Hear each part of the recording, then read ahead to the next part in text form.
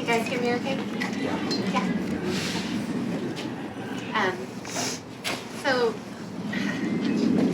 what I initially thought about sharing with you all is how I first became a Christian, and then God threw that out the window. And He's like, "No, don't talk about that." And so instead, I felt like the Holy Spirit was telling me to say what He's teaching me in my life right now. So a few weeks ago, Greg was talking with my husband Dale. I think they were having like discipleship time, and he looks at Dale and he says, "Have you seen anything good come from Laurie being sick?" And I'm like, "Well, what did you say?" And he's like, "No." And that was his good reaction, just what he thought. And so then I thought, I thought I was going to answer the question, what would I say? And I'm reworking the question in my mind, and I'm like, I think the real question for me is, can I see God doing good things in my life because of my sickness? Not like what am I thankful for anyway, but what is God doing precisely because I have multiple sclerosis?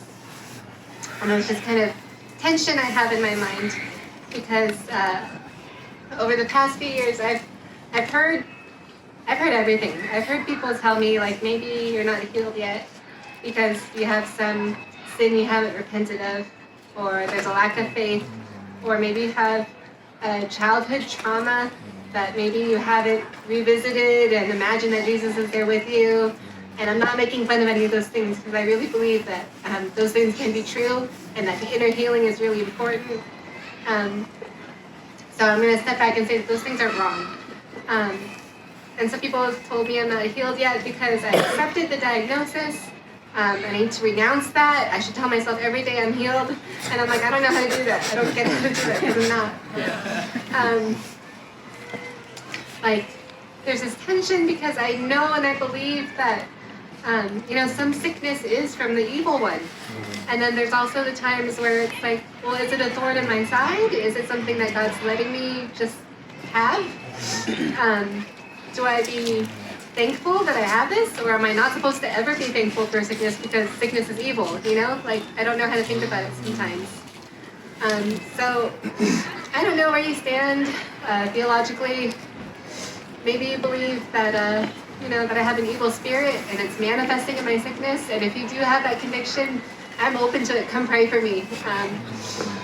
But what I want to testify this morning is that even though I'm not healed, I do believe that if I'm going to answer that question, I would say yes. That I have seen good things that God has done specifically because of my sickness. In Genesis, we know that Joseph looked at his brothers and said, what you meant for evil, God meant for good. And that's really hard for me to think about. Did God mean evil for good? Or did God mean just what we think is evil for good? How did he purpose that? How does that work? But regardless, I just know that I don't want to just focus on my healing so much. I don't want to think about myself so much. I don't want to just pray and ask, well, what vitamin am I supposed to take, and maybe that'll help me. I just want to glorify God. So I have two examples that I wanted to share. Two examples of how God has been good to me specifically because of my sickness. And I know that sounds weird, but the first thing was from almost about 2 years ago. We met at Bethel Church, I think, and it was all of us together, and it was at nighttime. For whatever reason, we were just having a season where we had all church at night. And there was a time when there was an open mic, and there was opportunity to ask for prayer. And so Dale goes up there, and then he asks everyone to pray for me. And so then I go up there, and then all of the elders' wives and pastors' wives would come up and they lay hands on me.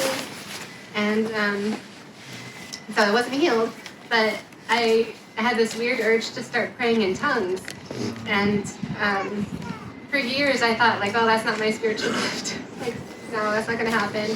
And people have prayed for me before for that gift, and I was like, I'm not going to pretend, I'm not going to fake it or anything. And I know, though, that God chose that night to give me that gift. And so I'm so thankful, because I know that through the laying on of hands, that gift was imparted to me. And it's really brought this intimacy with God in my prayer life that I never would have had. And then the second thing I wanted to share was more recent. Our church group in San Bruno, we once a month walk around the neighborhood and we prayer walk and we talk to Greg and Nicole's neighbors. And so a few weeks ago, they encouraged me, like, Laurie, I really think you should meet this woman. And she lives like 2 doors down. She's around the corner. And then all they told me is that she's a nurse and, she seems really nice. And I'm like, okay, so I'll meet with her. So I go with Nicole and I go with my daughter, Melody. And we knock on her door. So we knock on her door. And she opens the door. And I'm like, and she's looking at me the same way too. And then we're trying to put the pieces together. And I realized she's not just any nurse. She is the nurse at the clinic at Kaiser Hospital that I go to get my MS treatments. And I go there every 6 months, and I've seen her before. And so she's never directly been my nurse, but she looked really familiar, and we just knew it. And Nicole was looking at us like, oh, okay, you've already met. And I started to joke that she's never been my assigned nurse, but she saved my life once. There was this nurse guy who was my nurse, and he did not know what he was doing, and he was trying to find my vein. And my veins are, I'm wearing long sleeves, but you can see later, my veins are actually pretty easy to find, I think. And he hit, so I don't know this yet, but they tell me, he hit a nerve, and I blacked out. And then when I wake up, he's just standing there looking at me, and then she's on this other side. She runs across the room. She gives me, oxygen to my nose. She finds the vein and just goes for it, and she gives me saline solution. She checks my pulse. She's great. She's compassionate. She knew what she was doing. So we sit and we talk with her, and Nicole and I share the gospel with her. And I wish I could say that, yay, she accepted Christ, but she's a Buddhist, and there's lots of layers of things, lots of strongholds that I believe need to be broken down. But she's really nice, and she likes us, and so we're just surprised that we had favor with her. And then the next Sunday, we're not scheduled, we do it once a month to go do outreach, but we're like, let's go visit her anyway. Let's visit her again. So we knock on her door, and then she doesn't answer, and we're like, oh, maybe she doesn't want to see us. But then we go down the street, and we're like, well, let's pray for her. We're just right in front of the house at this point. And then she opens the door, and she's like, oh, I'm so sorry, I was in the backyard. I didn't hear the doorbell. I wasn't sure if it was you. And she's like, come here, come up. And we're like, okay. So we talk with her again. We share the gospel again. We spend another half hour with her, and she doesn't accept Christ, but she gave me her phone number, and I'm like, oh, okay, so now I'm going to text you, but I don't want to annoy her too much, I don't want to text her too much, but the point is that I believe all this happened because it's from God, and I don't think this would have happened unless I was sick. And for all I know, maybe one day she's going to just close the door, and she may not want to talk about it again. She might block me on her phone, but I know without a doubt that this is something good that has happened because of my sickness, that we're able to connect with this woman who I met at the hospital, and just having favor with her, learning how to pray for her. I feel like God showed us how to pray for her specifically.